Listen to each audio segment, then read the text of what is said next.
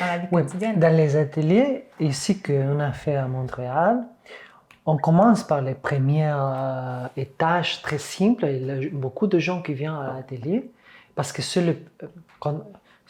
je présente les ateliers dans un étage très, très simple et basique de se détendre. Parce que c'est la conséquence numéro 1 de la vie qu'on a parlé maintenant.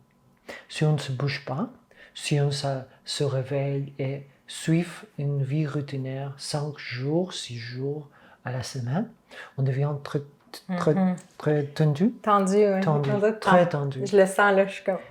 Ouais. Parce qu'on utilise le corps de manière très, très répétitive et tout le temps, pas comme le corps veut se bouger. Si je suis dans l'ordinateur, oui, je fais ça. C'est pas ça que mon corps veut faire. Mon corps peut-être veut nager, veut sauter, veut danser, veut faire l'amour, je sais quoi. Mais il veut pas faire ça. Mais je le force à faire ça.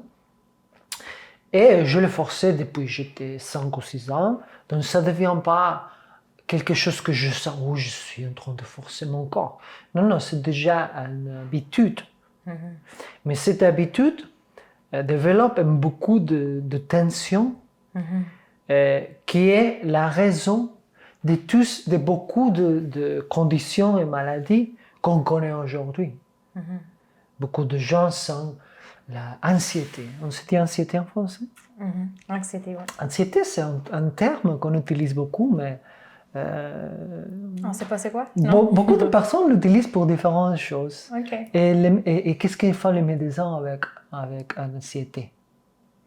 Qu'est-ce qu'il faut? Ils te donnent des médications qui, basiquement, ce qui fait, je ne sais pas comment dire en français, it collapses you. It numbs also. It numbs you. So, oui, c'est normalement la vie qu'on a dans la société moderne déjà promouvoir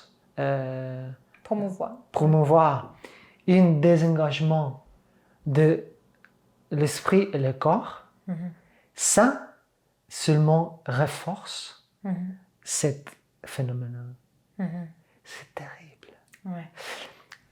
Mon expérience avec l'anxiété, de la plupart des gens que j'ai connus qui on a travaillé avec ça, c'est un état de beaucoup d'énergie qu'il ne veut pas laisser bouger. Ouais.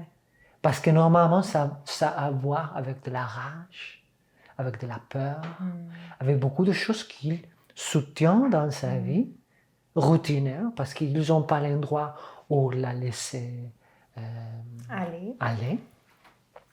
Et quand on soutient ça pendant beaucoup de temps, ouais, qu'est-ce qu'il sent? Il sent beaucoup d'activité ici et qu'il ne peut pas respirer.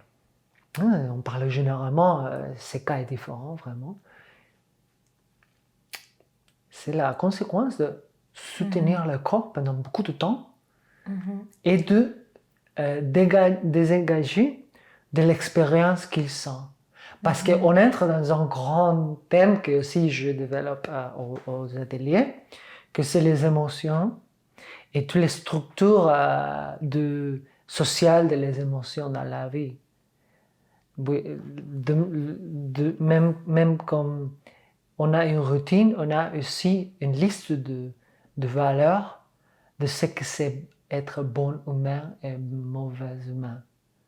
Les émotions, normalement, elles ne sont pas très, très bonnes.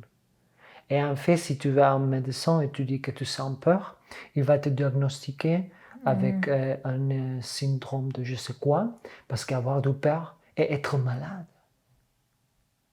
Quand avoir de peur, c'est l'expérience plus naturelle de tous les êtres vivants. Ouais. Tu connais un animal qui n'a pas de peur? C'est ça qui est fascinant parce que moi, je me suis décrite comme une anxieuse. Je me décris encore comme une anxieuse depuis des années.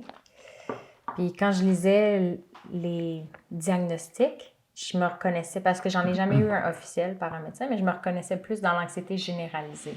Fait qu'il n'y avait pas une chose particulière ou un trauma ou une situation qui faisait que je suis devenue anxieuse ou que j'étais plus anxieuse. Puis il y a une partie de moi, encore aujourd'hui, que l'étiquette je suis anxieuse m'aide à me comprendre puis à expliquer mes émotions. Mais en même temps, ça a renforcé l'idée que c'est anormal ou que c'est un état fixe. Puis même moi, quand je le dis, j'ai cette double...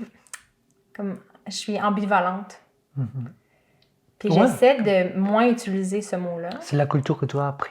Oui, puis ces temps-ci, je vois de plus en plus, on parle de plus en plus de dépression puis d'anxiété. Puis je pense que c'est important parce qu'on se rend compte que les humains, justement, on a des émotions partagées qu'on cache physiquement, puis on devient tendu, puis on devient des personnages, un peu. Hein.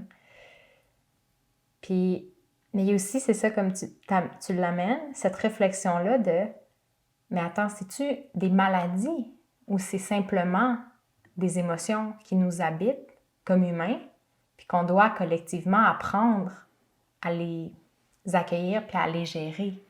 Puis que c'est pas nécessairement juste d'éprouver ça, une maladie terrible. Tu sais, je pense que ce qui est négatif, c'est d'essayer de le cacher, puis là, ça se transforme, puis ça empire. Mais l'émotion en soi, elle peut juste venir, puis passer, puis si on sait comment l'adresser. J'ai l'impression que tes ateliers aident à ce que ce soit comme plus fluide. Ouais,